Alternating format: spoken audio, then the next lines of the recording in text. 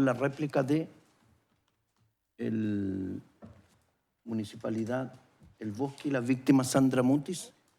¿Sí? A ver, espérame un instante. Sí, su señoría me había solicitado en la jornada previa hacerme cargo de un punto preciso. Mi consulta es, ¿me hago cargo inmediatamente, ahora, o espero el término de las réplicas de los querellantes que aún faltan, su señoría? Como usted ya replicó, yo diría que esperar a que terminen Bien, las réplicas. bien. Entonces, ahora sí comenzamos con la Municipalidad del Bosque y la víctima Sandra Mutis. ¿Cuánto tiempo? 5 minutos, en breve, en relación a lo señalado específicamente respecto de la defensa del señor Solar, en el sentido que entiendo que él centrará su debate en lo que dice relación en el 343, entendiendo que para él la usurpación de identidad estaríamos frente a un concurso y debería ser sancionado de conformidad al artículo 75. Así él lo manifestó, y que sería en esa instancia quien se pronunciaría sobre este punto. Sin perjuicio de ello, esta querellante entiende que el delito de usurpación de identidad, los dos delitos de usurpación de identidad por los cuales fue acusado el señor Solar, y que esta parte querellante se adhirió a la acusación en los mismos términos que el Ministerio Público, entendemos que, y tal como lo he señalado, deben ser considerados como unos delitos independientes y sancionados en calidad de tal. No es menor que efectivamente se usurpó no solo su identidad, como ya lo señalé, sino que también su cargo y sus funciones. Lo señalado por la defensa en el sentido de que la afectación de la señora Sandra Mutis, que ella misma incluso manifestó, se habría dado por las diligencias investigativas realizadas por parte del Ministerio Público, las primeras diligencias que se realizan. Ella fue clara en señalar que siempre manifestó su voluntariedad respecto a la realización de dichas diligencias, y que estas diligencias no hubiesen ocurrido y jamás la señora Sandra Mutis se habría visto afectada por esta situación que le afecta hasta el día de hoy, si es que no hubiese sido por la decisión del señor Solar de usurpar su identidad y sus funciones. En ese orden de ideas entendemos que la víctima, en este caso, difiere a las víctimas del hecho 1, específicamente a los funcionarios de la 54 comisaría de Huechuraba, como también del señor Hinspeter. Son víctimas distintas respecto de los cuales se planteó una acusación diversa y que dice relación específicamente con el envío de los artefactos explosivos y la calificación jurídica que realiza el Ministerio Público y los demás querellantes, que les afecta dicho hecho, en el sentido que se estaría en presencia de un homicidio frustrado respecto de cada una de estas víctimas y del delito de lesiones respecto de los otros funcionarios distinto al mayor. En ese sentido, existiendo una víctima diferente, con una afectación jurídica distinta al bien jurídico protegido respecto de la señora Sandra Mutis, y entendiendo la naturaleza jurídica del delito de usurpación de identidad, como ya lo señalé, es un delito de peligro en abstracto. Por lo tanto, en ese sentido, la sola utilización de su identidad, y que es de una persona real y cierta, basta para tener por configurado este delito, sumado al daño que a ella personalmente se le produjo. No es posible entender que con ocasión de las actividades realizadas por el Ministerio Público, la señora Sandra Mutis se vio afectada. Lo cierto es que esto es bastante osado por parte de la defensa del señor Solar en hacer este análisis tan simplista. Lo cierto es que esto no es así, y en atención a lo anterior es que la defensa, esta querellante, entiende que efectivamente los dos delitos de usurpación de identidad deben ser sancionados de manera independiente. Es un tipo jurídico específico, con una víctima específica, con un bien jurídico protegido diverso a las otras conductas desplegadas por el señor Solar, de manera tal que debe aplicarse y debe ser sancionado en ese orden de ideas. Y si el tribunal, bueno, considerase finalmente que ese no es que no deben ser sancionados, no debe ser considerado como una figura independiente y ser sancionado en virtud del artículo 75, entonces habrá que estarse a la pena más alta, en este caso el delito de homicidio frustrado.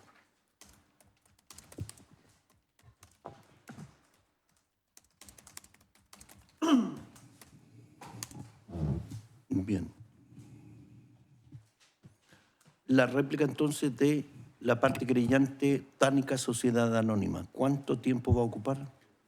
Espero que no más de 20 minutos, su señoría. Espero que menos. Bien. Les recuerdo entonces que las réplicas solo pueden referirse a las conclusiones planteadas por la contraparte. Así es, su señoría. No es un nuevo alegato. Tiene toda la razón. Bien, entonces comenzamos con la réplica de la Gracias. parte creyente Tánica.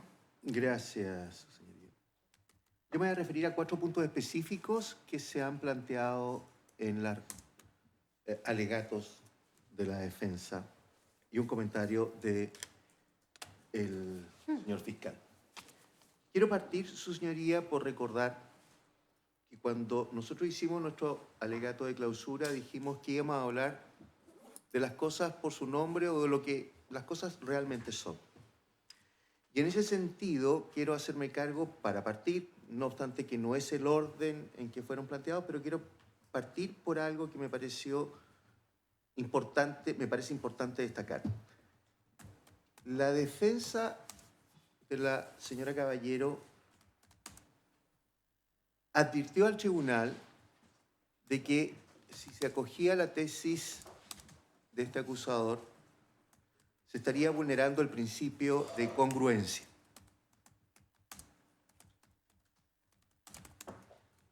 Y quiero partir por aquí, señoría, porque me parece interesante darle contenido a este principio. Primero, porque entiendo que este principio es parte de la garantía general del debido proceso. Y segundo, porque su contenido no es vacuo. Tiene sentido y debe entenderse su sentido como la posibilidad de entregar a la defensa precisamente la opción de hacerse cargo de todos los hechos por los que se acusa a su defendido. Nosotros sostuvimos al inicio de este juicio de que adheríamos completamente a la descripción de los hechos y a la prueba de la Fiscalía. Y lo mantenemos. Pero dijimos también al inicio que no adheríamos a la calificación jurídica. Dicho eso, no hemos planteado en ninguna parte de nuestras alegaciones hechos nuevos, prueba distinta a la de la Fiscalía. Planteamos solamente que por el principio de especialidad debe aplicarse la norma que mejor recoge los hechos que han sido motivo de este juicio. ¿Y qué es el principio de especialidad, señoría? Yo creo que más importante que lo mencioné yo creo que ya la jurisprudencia ha sido clara en hacer una correcta descripción de lo que él comprende. La Corte de Apelaciones de Santiago, en la causa ROL 5400-2022, y con su indulgencia me permito leer, señaló a este respecto. Resulta oportuno señalar que el principio de correlación o congruencia establecido en el artículo 341 del Código Procesal Penal tiene como objetivo único y preciso resguardar el derecho de defensa del imputado. La jurisprudencia, de manera general, ha entendido que la incongruencia, en tanto limite a la decisión judicial, requiere que sea de una entidad tal que conduzca a la indefensión de la parte. En tanto, se le condenaría por un hecho no imputado y del que, en consecuencia, no tuvo la oportunidad de defenderse. En este sentido, se ha fallado que para que exista incongruencia o error entre los hechos que se tuvo por probados y aquellos que fija la acusación, es necesario que ese error revista ciertas características que dice relación con su trascendencia procesal penal. Se debe concluir, entonces, que no todo error o incongruencia constituye una transgresión del principio que se revisa, pues es necesario que aquel tenga cierta relevancia con relación al derecho a defensa que asiste al acusado. En este mismo sentido, se pueden citar varios fallos más, señoría, pero en favor de la celeridad, creo que es importante señalar, como dije al inicio, de que nuestra pretensión punitiva, en tanto se sancione aplicando la ley de conductas terroristas, es conocida de la defensa desde el inicio. No hemos planteado ningún antecedente adicional. Nos hemos mantenido en valorar y aceptar la prueba rendida por la Fiscalía, pero no podemos compartir, precisamente por el principio de especialidad, el criterio de que esto es simplemente una violación de la Ley de Control de Armas. Enseguida, su señoría, coincidente con esto mismo, aplicación de la ley que determina conductas terroristas y fija su penalidad. Como ya señalamos, los hechos en que nos fundamos son los mismos. Y en esto, su señoría, quiero recordar también algo que mencionamos en nuestro alegato de clausura, que fue lo que dijo el exfiscal don Marcelo Sanfelio, que nuevamente me permito leer porque introduce lo que voy a decir a continuación. Agrega que la eliminación del elemento subjetivo de ánimo de causar temor en las personas va en el camino correcto. Muchos casos en nuestra jurisprudencia fueron absueltos precisamente por la dificultad de acreditar ese ánimo. Incluso en casos en que objetivamente había elementos que daban cuenta del carácter terrorista.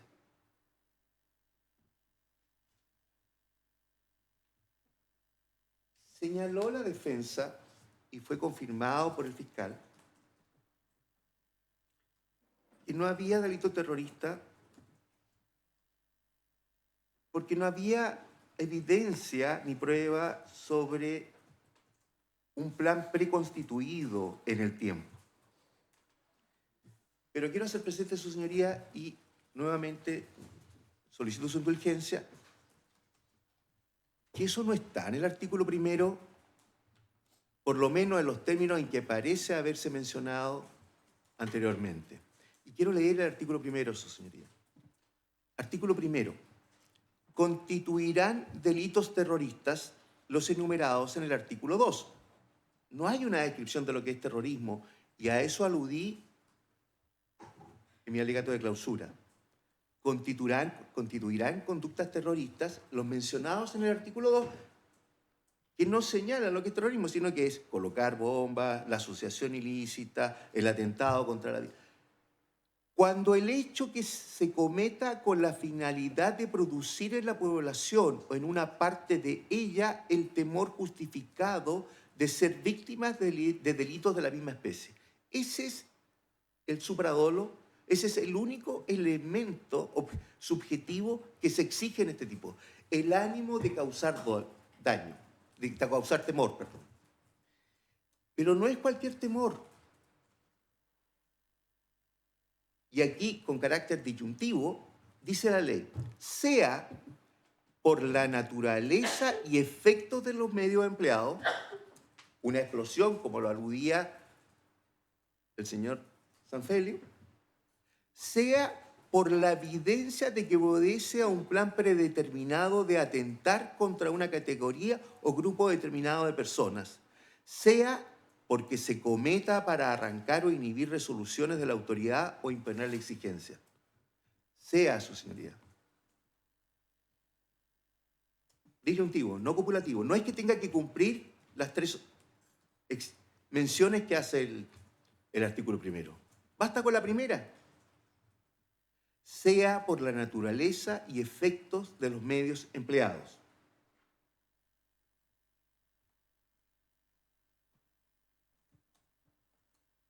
El segundo sea es el que se aludió anteriormente, esto del plan premeditado. Pero basta el primero. Sea con el cual se inicia cada una de estas opciones, su señoría, da clara cuenta del carácter disyuntivo y no copulativo que parece haberse entendido, a mi juicio, incorrectamente por la defensa y comentado por la Fiscalía. Su señoría, nosotros sabemos, entendemos que en este sistema procesal la propiedad de la persecución penal, y a lo mejor lo dije en forma incorrecta, pertenece a la Fiscalía, pero la apreciación y la calificación corresponde a cada acusador. Sobre todo por el principio de especialidad. Enseguida, su señoría, se habló del principio de ejecución.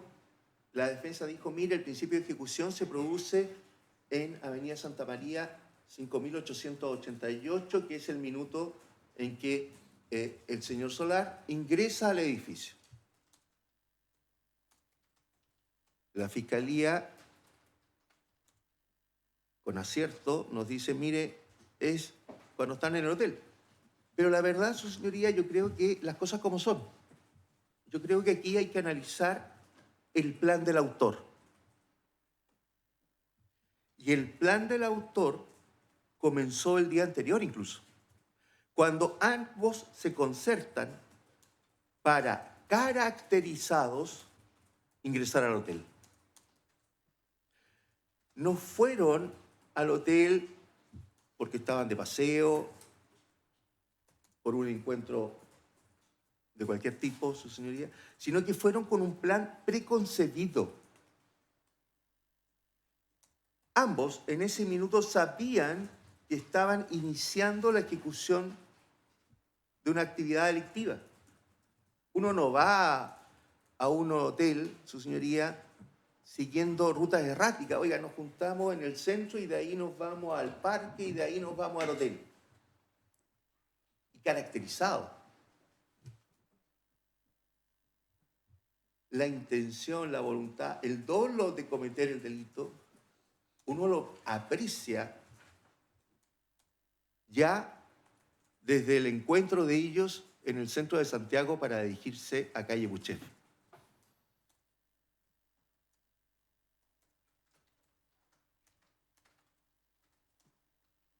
Enseguida, su señoría, se ha cuestionado por la defensa la existencia y se ha confirmado de alguna manera por los dichos del fiscal de que nuestra acusación de asociación ilícita no se sostiene.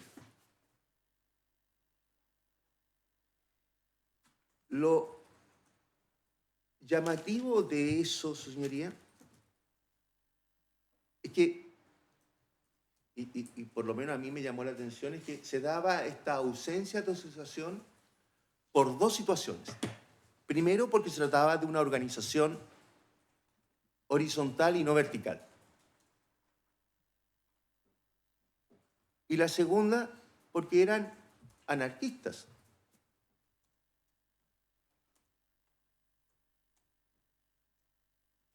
Su señoría, la prueba rendida en auto. La declaración del señor Solar dejó en evidencia que entre ellos existen códigos, que además la decisión de pedir la colaboración de la señora Caballero fue porque ella conocía los códigos del anarquismo y de la subversión. Que una organización sea horizontal y no vertical es un tema que ya está causando complejidades, porque en el devenir actual prácticamente todas las organizaciones que pretenden infundir temor son horizontales, por lo menos en nuestro país. Todos vemos las noticias y vemos como los señores con esta indumentaria blanca que queman micros, que están en los colegios, no pertenecen habitualmente, o por lo menos no hemos visto que Fiscalía los persiga por pertenecer a una agrupación vertical. La realidad, su señoría, es que las organizaciones hoy día tienden a ser horizontales, precisamente como una medida de protección, que es lo que señaló el propio señor Solar. Yo no tengo por qué decirle lo que voy a hacer porque ella lo va a hacer igual.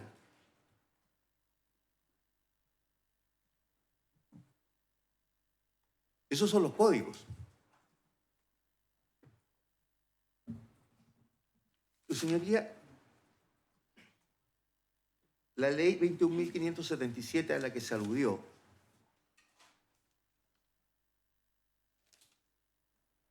también se hace cargo de esto. Y curiosamente, la última causal agravante, la última agravante del artículo 12 fue incorporada por esa ley.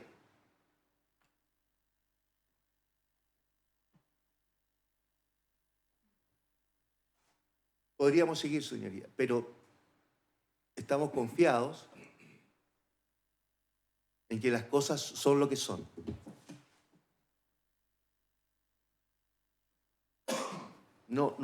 No hay que ir a un tribunal para... ¿En qué estás? Caso bomba. Ah, los terroristas. La realidad tiende a imponerse, su señoría. Y aquí hay una asociación. Incluso, recordarán, yo lo mencioné en mi alegato, es muy llamativa la situación de la casa que yo llamé escuela de Cruchagamón. Bastaba ir al baño, su señoría, para ver cómo la persona que estaba ahí se instruía sobre su versión. Las paredes estaban llenas. El alegato del Ministerio Público, del Ministerio del Interior, su señoría, aludió a 3 situaciones graves en nuestro país que se refieren a anarquismo. No podemos minimizar el anarquismo como una organización que tiende al caos. Y no le podemos pedir al anarquismo, por definición, que sea una organización vertical.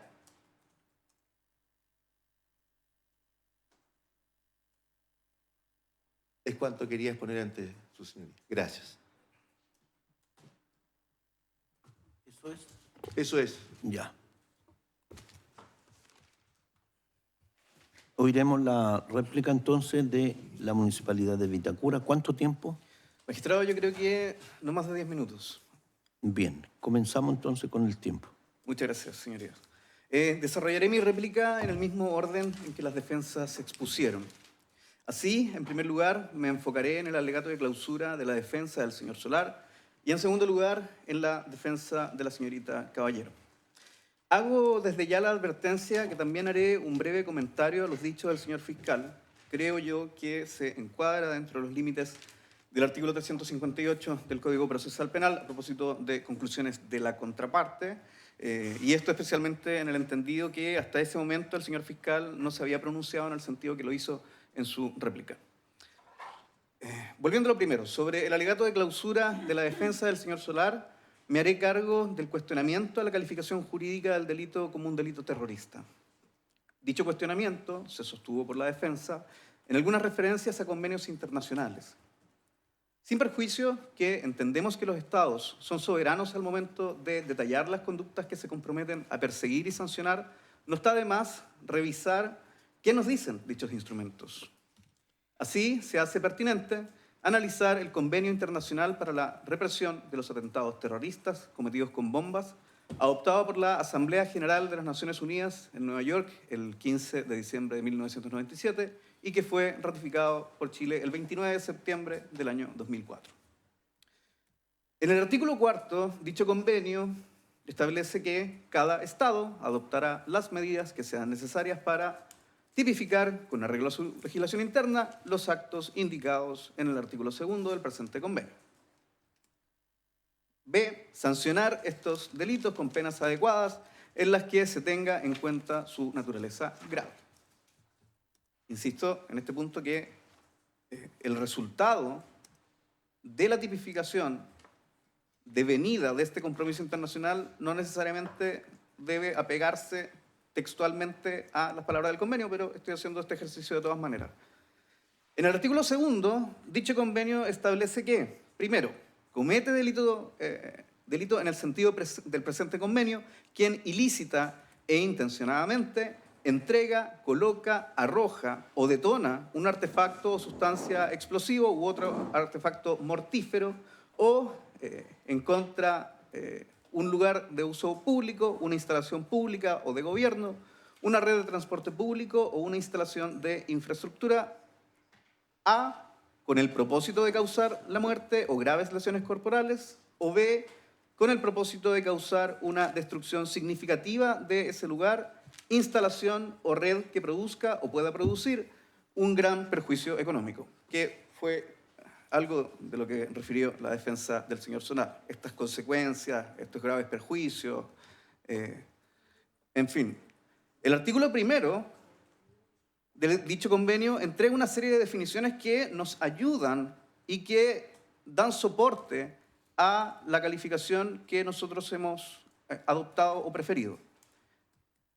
Es pertinente citar en este artículo 1 su número 3, en que define por artefacto explosivo u otro artefacto mortífero, un arma o artefacto explosivo o incendiario que obedezca al propósito de causar o pueda causar la muerte, graves lesiones corporales o grandes daños materiales.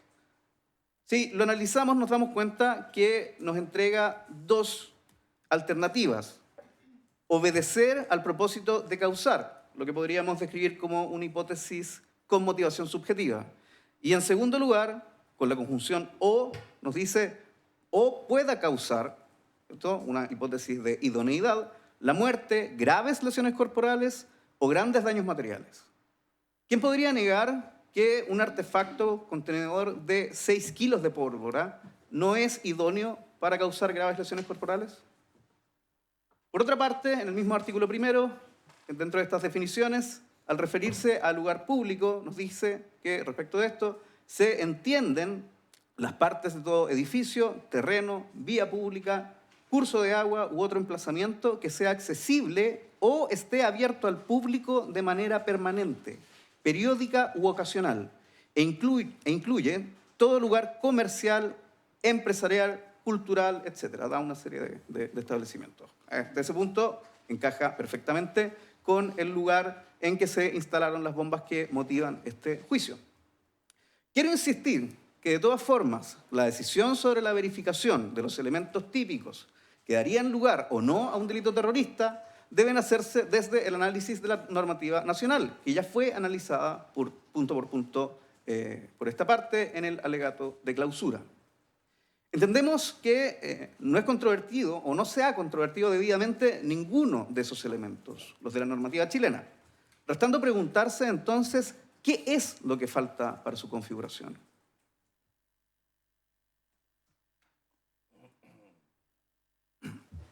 Se dijo por el Ministerio Público que no existe el elemento subjetivo.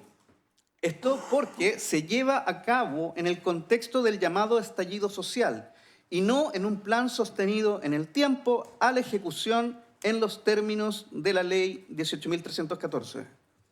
Señorías, respecto del primer argumento que nos entrega el señor fiscal para poder descartar este elemento subjetivo, el hecho de que se haya realizado en el contexto del llamado estallido social, la verdad es que ese argumento nos parece que es insuficiente, toda vez que incluso si lo pensamos de otra manera, ese escenario del estallido social, de convulsión social, es un escenario totalmente propicio e incluso mejor para poder ejecutar este tipo de atentados y lograr de esa manera infundir temor en la población o en una parte de ella. En Chile el delito terrorista es simplemente lo que el tipo penal define como delito terrorista, y en esto sí estoy de acuerdo con el señor fiscal. Sobre el alegato de clausura de la defensa de Mónica Caballero, me voy a referir particularmente sobre 2 puntos. En primer lugar, los cuestionamientos al cumplimiento del principio de congruencia, y en segundo lugar, a los cuestionamientos al cumplimiento de los requisitos para tener por configurada la participación culpable a título de coautora de su representada. Sobre el principio de congruencia seré breve.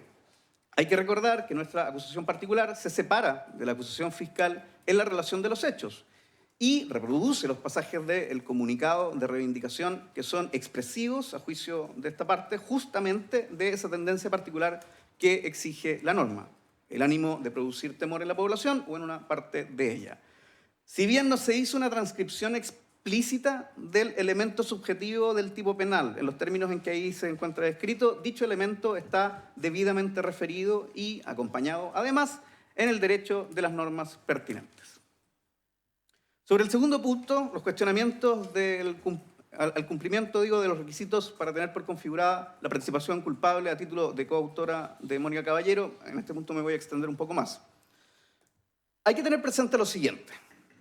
Si hacemos un ejercicio de reconstrucción histórica del artículo 15 del Código Penal chileno, para lo cual podemos ayudarnos del trabajo del profesor Miguel Soto Piñeiro, titulado La noción de autor en el Código Penal chileno, publicado en la Gaceta Jurídica, número 68, volumen 68 de 1985, nos encontraremos con que este artículo 15 tiene su antecedente en el artículo 12 del Código Penal español de 1848.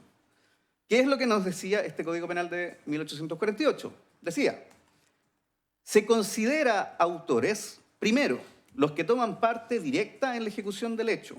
Segundo, los que fuerzan o inducen a otro a ejecutarlo. Hasta ahí es bastante parecido a nuestro artículo 15.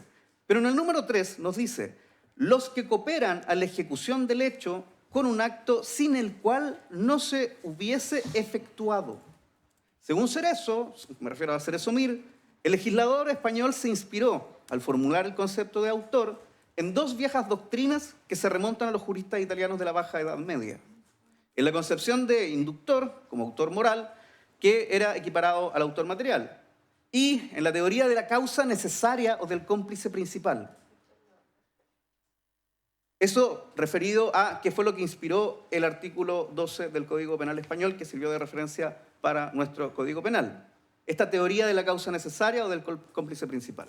Pero lo cierto es que nuestra comisión redactora eliminó todas las referencias a las teorías de la causa necesaria que contenían su modelo. Y con ello, la figura del cooperador necesario queda fuera.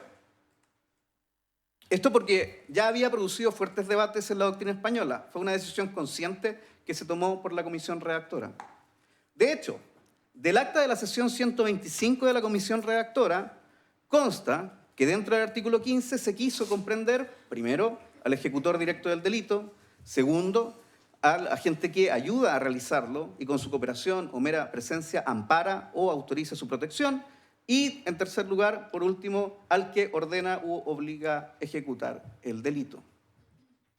Según Eduardo Novoa, en su curso de Derecho Penal Chileno, tomo 2, segunda edición, página 216, señala, es manifiesto que al redactar los 3 números de que ese artículo consta, tuvieron los miembros de la comisión muy presentes las explicaciones y ejemplos propuestos por Pacheco, temerosos de que el texto español no fuera lo suficientemente claro.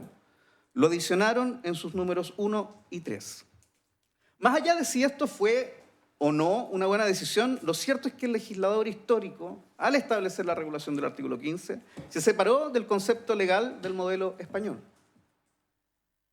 Lo cierto es que en nuestro ordenamiento jurídico la complicidad se define de forma subsidiaria respecto de quienes, no hallándose comprendidos en el artículo anterior, cooperan en la ejecución del hecho por actos anteriores o simultáneos. En el entendido del profesor Yáñez, en su conocido trabajo Problemas básicos de la autoría y de la participación en el Código Penal chileno, revista de Ciencias Penales, publicado en 1975, nos dice, sobre la forma de autoría que establece el artículo 15, y aquí citaré, en realidad subyacen en estas disposiciones concretas criterios decisivos para la determinación de los conceptos de autoría y participación. En el artículo 15, número 1, el elemento esencial es saber tomar parte en la ejecución del hecho. En el artículo 15, número 3, es el concierto previo. Ese es el elemento esencial. Y en el artículo 16, la mera cooperación. Continuando con la cita, nos dice, la doctrina se ha olvidado de destacar lo que en este número es lo esencial, el concierto previo, que es lo que imprime carácter particular a esta forma de autoría, ya que une las diversas acciones particulares en un todo. Por último, Yáñez analiza este elemento esencial de autoría desde la teoría del dominio del hecho de Roxin, un ejercicio que algunos podrían criticar considerando que el Código Penal chileno y la descripción del Código de la autoría y participación es de 1814 y la teoría del dominio del hecho es de 1963. Pero, en fin, es un ejercicio que se ha hecho no solamente por Yáñez, sino también por Soto y por una serie de otros autores de gran renombre. Sobre esto, entonces, Yáñez analiza este elemento esencial de autoría desde la teoría del dominio del hecho de Roxin.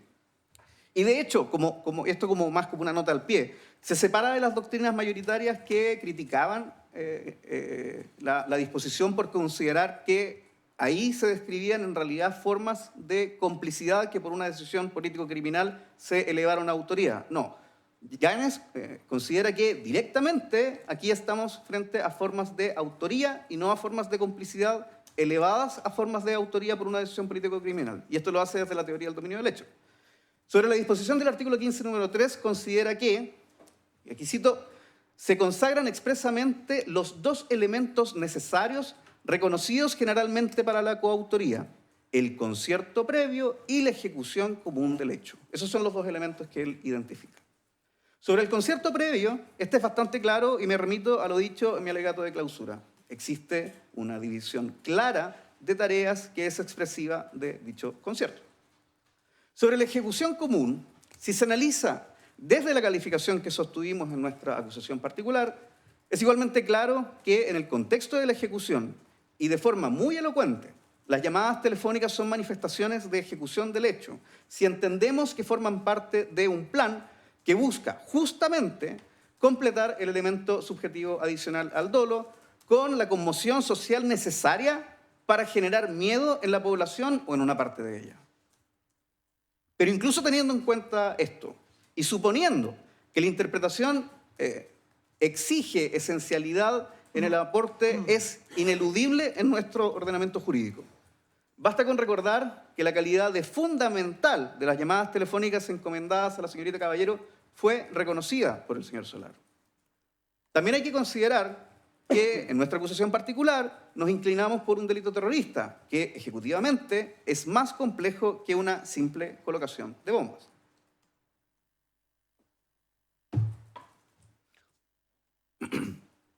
Como varias veces se ha insistido, el delito terrorista, desde la tipificación chilena, integra como exigencia subjetiva la finalidad de producir temor en la población o en una parte de ella. Así, este ánimo debe completarse, alcanzando, como ya dije, cierta conmoción social, que en el plan de los ejecutores se materializó con la difusión de un mensaje de reivindicación y el llamado de atención de medios de comunicación, como la radio cooperativa en la especie, y el llamado que se hizo a Carabineros de Chile, que tenía como propósito asegurar la presencia de Carabineros en el lugar al momento de la segunda detonación, lo que sin dudas habría generado un impacto mayor al que en los hechos se logró, pero que fue incluido como una parte esencial en el plan. Sobre el momento ejecutivo en que debe tener lugar la conducta del coautor, no está de más recordar que para definir si estamos ante autoría o complicidad, el momento en que se entrega el aporte, al menos en nuestro país, no es decisivo. Basta con citar a Sergio Yáñez, quien al analizar los límites del artículo 15, número 3 y el artículo 16 del Código Penal, concluye, cito, que para diferenciar la autoría y la participación no puede recurrirse en nuestro derecho a la teoría de la simultaneidad o de la actuación antes o durante el hecho desarrollada por la jurisprudencia italiana en la Edad Media. Esto por una razón de texto. Finalmente, y para terminar, no debemos olvidar el carácter subsidiario de la complicidad. Según Echeverri, en fin, estoy citando, en fin, el carácter de autor tiene entre nosotros, por expreso texto legal, un carácter absorbente de la punibilidad por otro título de partícipe. El artículo 16 establece la responsabilidad del cómplice. La aplica solo cuando no se es considerado autor conforme al artículo 15, y el 17, relativo a los encubridores, exige para su punibilidad que ellos no hayan tenido participación en el crimen o simple delito, como autores o como cómplices. Citaré, y ahora sí para terminar, un par de fallos, algo de jurisprudencia, muy breve. Corte Suprema, rol 3864 de 2000, nos dice: la complicidad supone cooperación, pero no concierto, lo que permitiría distinguirla de los casos de autoría o coautoría. Siguiente fallo, un poco más largo, de la Corte de Apelaciones de Antofagasta, pero a mi juicio más contundente que el anterior, causa rol 11-2013, del 20 de febrero de 2013.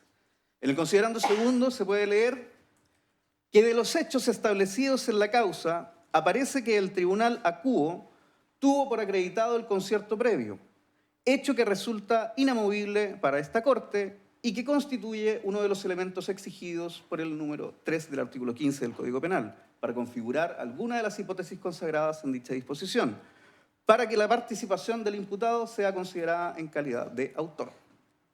Tercero, que lo expresado en el considerando previo descarta de manera inmediata la calificación que se pretende por el recurrente, por cuanto el carácter de cómplice, descrito en el artículo 16 del Código Penal, exige que si bien se coopere con la ejecución del hecho por actos simultáneos o anteriores, no se dé alguna de las circunstancias comprendidas en el artículo 15, entre las cuales está el concierto previo, cuestión que, como ya se señaló, quedó sentado como un hecho de la causa.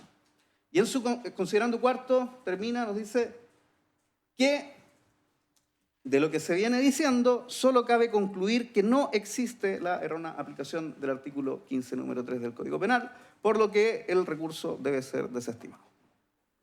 Con eso, señorías, doy por concluida mi intervención. Muchas gracias.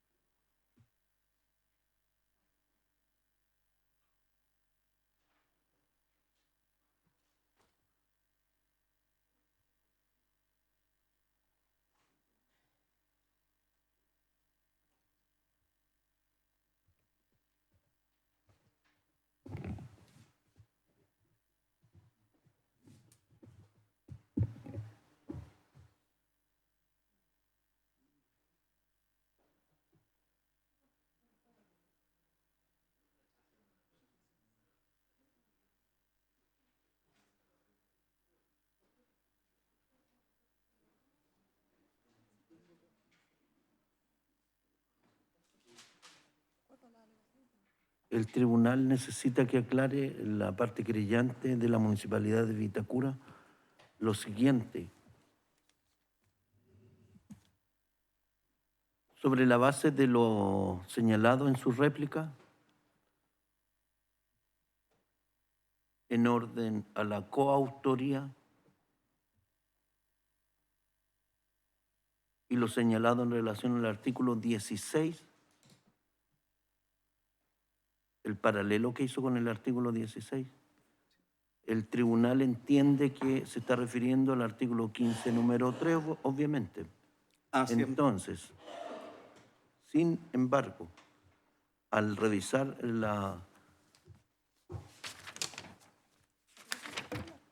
la acusación particular.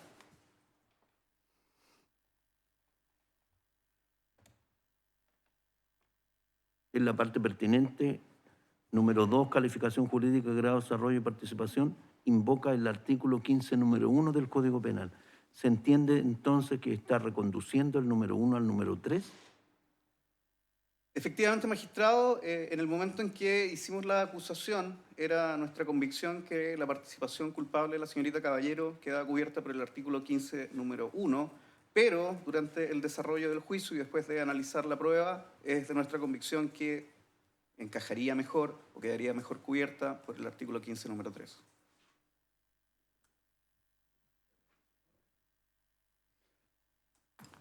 Yo creo que eso está bien, pero eso depende.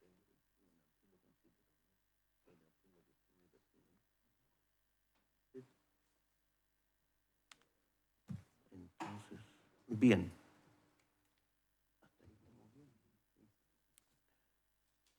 Faltaría entonces la réplica de la parte querellante por la víctima Rodrigo Hinspeter.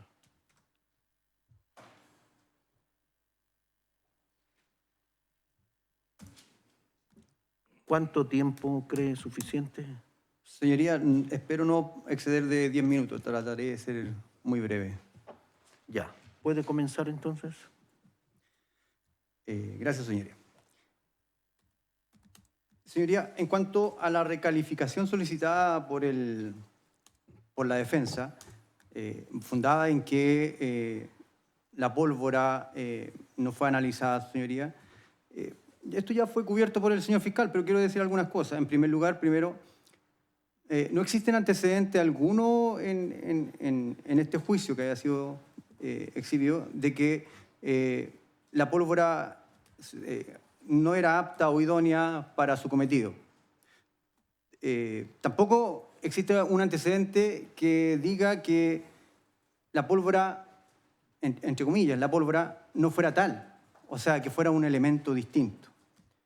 Pero sí, tal como lo señaló el señor fiscal anteriormente, existen dos pericias que dan cuenta de que se trata de, dicho material se trata de pólvora, y como lo dijo, estaba el análisis del MMTD, el equipo de análisis del GOPE, cuyo resultado fue concluyente,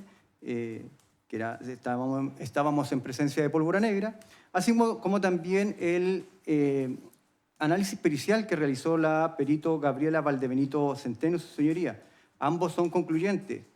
Estamos en presencia de pólvora, no, por ejemplo, por decir, no estamos en presencia de carbón o de un detergente o de algún otro elemento que no sea tal o que no reúna las características de la pólvora. Pero es importante detallar que el análisis que realiza la señora Valdebenito, la perito químico, tal como lo expresó ante vuestras señorías, se realizó a través de un equipo de microscopía infrarroja, su señoría, el que entregó un análisis certero, una huella o un símil de la huella química del producto analizado. Y se comparó con una biblioteca de espectros conocidos que viene incluida en el mismo equipo, su señoría, y arrojó que el resultado era pólvora negra. Como usted, señoría, comprenderá, esta biblioteca que contiene el equipo es sobre resultados concretos y no resultados a medias.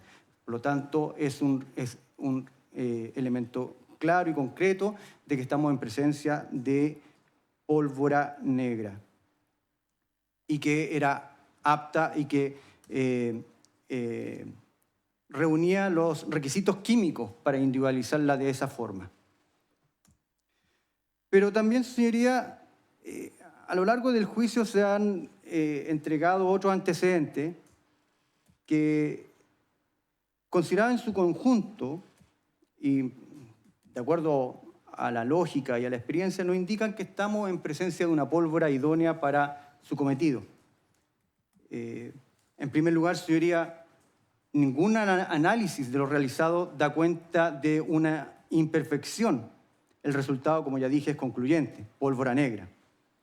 También ninguno de los peritos, tanto del GOPE, ni tampoco personal del Lavocar, dan cuenta de una situación irregular de dicho polvo negro, su señoría.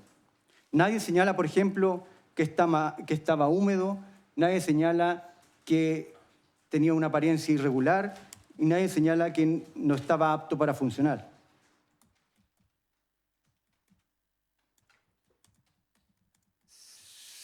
Si mi memoria no me falla, su señoría, todos se refieren a este elemento como un material particulado de color negro o un polvo de color negro. Si este hubiese estado húmedo o mojado, como señaló la defensa que podría estar, nadie se hubiese referido a este elemento de esa forma. Pero también el hecho de encontrarse al interior de un complejo artefacto explosivo, el que fue elaborado cuidadosamente para que cada uno de sus elementos funcione, hacen presumir que la pólvora estaba en condiciones. Máxime si tenía que servir para hacer detonar un explosivo importante, un explosivo poderoso, como es la dinamita. También es dable concluir, señoría, que el artefacto no estaba construido para desperdiciar esa dinamita. Así lo declaró el imputado, su señoría, que dijo que el objetivo, en este caso don Rodrigo Javier Hinspeter, era importante y por eso ameritaba usar un artefacto explosivo de mayor poder.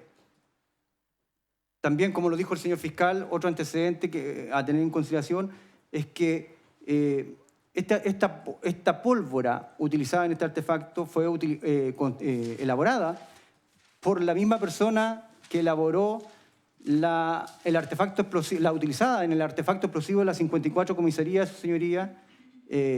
No hay razón para estimar que no es esta misma pólvora la que se utilizó en el artefacto explosivo para don Rodrigo Javier Hinspeter. Se enviaron juntas por la misma persona. Entonces, este cúmulo de hechos hacen presumir que la pólvora estaba en condiciones, su señoría, y por lo tanto no prosperaría o no debe prosperar la solicitud de recalificación solicitada por la defensa. Ahora, en cuanto a las calificantes, señoría, de premeditación o alevosía, es claro que éstas exceden al envío del artefacto explosivo. Hay antecedentes que dan cuenta de ello. Por ejemplo, el imputado realizó toda una estrategia que aseguraba su impunidad. El elemento material, su señoría, estaba disfrazado como un regalo, como un galvano, que era inofensivo. Fue enviado a través de un courier como Correos de Chile, que lo que le da una seguridad a la persona que lo recibe. La caracterización que hizo el imputado para evitar ser descubierto, no olvidemos que la perito Benavente hablaba de este señor Panzón cuando iba saliendo de la sucursal. También el plan criminal, señoría, se sostiene en el tiempo y en este caso es importante señalar que primero el imputado realizó una elección cuidadosa de una sucursal de Correos de Chile que no tuviera cámara para evitar su identificación. También para burlar los sistemas de seguridad, señoría, del edificio Itaú. No olvidemos que en este caso, curiosamente, no utiliza un contenedor metálico como lo hace la 54 comisaría de Carabineros, sino que utiliza un contenedor plástico. ¿Y por qué? Porque para burlar la existencia de detectores de metales que existían en dicho edificio. También está la estrategia de los traslados, señoría, el uso de viajar al norte, al centro de Santiago, después de volverse al sur, todo ello utilizando diversos taxis básicos. Y como está dicho, su señoría, el utilizar la elaboración de un complejo artefacto explosivo y con un alto poder de destrucción, lo que hace plenamente aplicable la premeditación y la alevosía en este caso, señoría.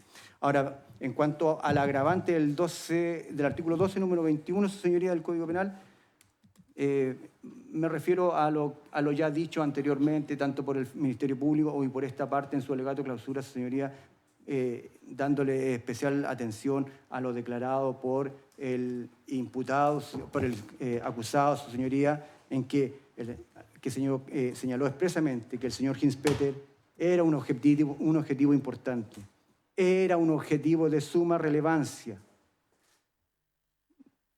El señor Hinspeter para él es importante y de suma relevancia.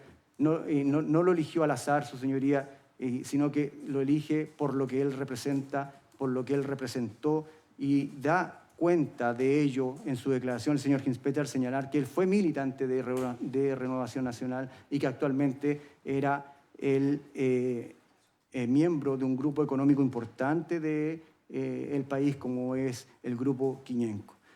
Eso es lo que tengo que decir, su señoría.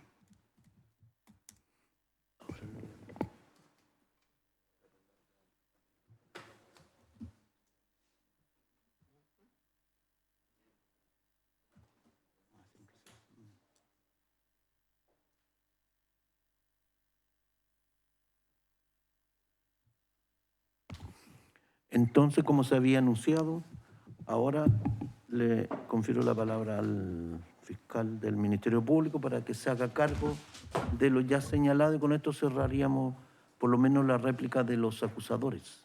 Muchas gracias, su señoría. Como aspecto general, simplemente indicar que reitero mis clausuras respecto de los puntos de hecho y de derecho que fueron tratados, que controvierten, entiende este fiscal adjunto, de manera completa y suficientemente las pretensiones en contrario planteadas por ambas defensas.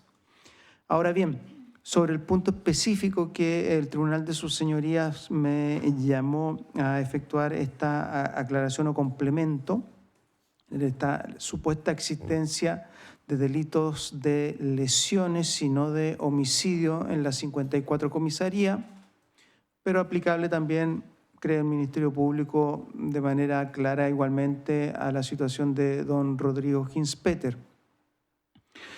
Lo siguiente, el dolo se prueba indiciariamente. Y existe una frase que corre, su señoría, que señala que al dolo nadie lo ha visto, y efectivamente el dolo se manifiesta en definitiva a través de hechos que deben estar debidamente acreditados en la investigación primero y posteriormente acreditarse también suficientemente en esta audiencia de juicio oral. El sitio del suceso permite establecer el dolo. La forma de comisión del ilícito, o en este caso de los ilícitos, y también sitios del suceso en plural, permiten establecerlo. Los medios empleados en la comisión de los delitos permiten establecer la existencia de este dolo, que desde ya, lo reitero, sus señorías, es un dolo de matar.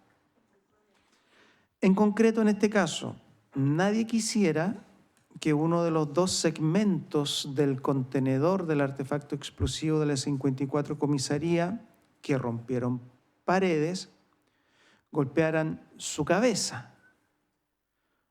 Como así tampoco nadie quisiera que alguna de las esquirlas del contenedor de madera del artefacto explosivo a su turno, que se incrustaron en las paredes de la oficina del comisario,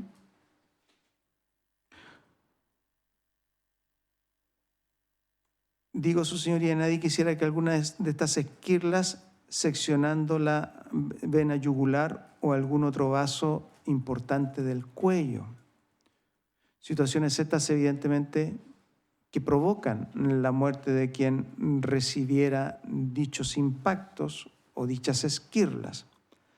La idoneidad en la producción de daño de esos segmentos y de esas esquirlas está debidamente documentado y está debidamente probado en esta audiencia de juicio oral.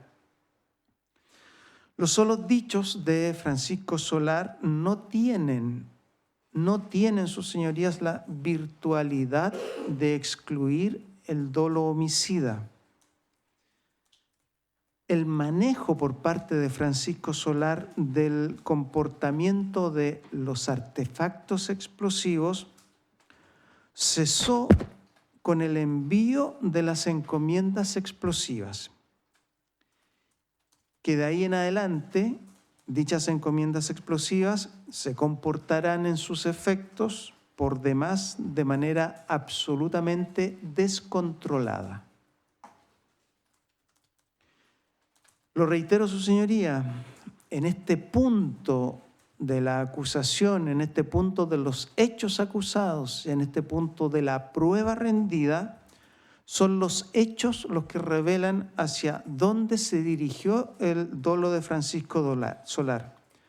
No se dirigió a solo lesionar, no se dirigió mucho menos a solo asustar, sino que se dirigió claramente, sus señorías, a matar. Eso es lo que tenía que decir su señoría en torno a la petición del tribunal. Muchísimas gracias. Bien. Como también les había anticipado a los intervinientes, el tribunal va a diferir las réplicas de ambas defensas para el lunes 6 de noviembre a las 9 de la mañana, teniendo presente entonces que necesita analizar cada una de las alegaciones, que es lo que hacemos después. Nosotros nos retiramos y ocupamos bastante tiempo en analizar todas las alegaciones y cada una de las réplicas a la luz de las acusaciones contenidas en el auto de apertura, objeto de verificar que no falte ninguna alegación. Y también hacemos revisión de algunas de las pruebas invocadas. Para eso necesitamos tiempo. Dejo constancia de esto en el audio y que quede constancia en el acta. Por lo tanto, ahora vamos a hacer el receso hasta el día lunes 6 de noviembre, toda vez que el día de mañana viene 3 de noviembre, estoy en comisión de servicio todo el día. Eso es. Hasta el lunes, señorías. Hasta el lunes.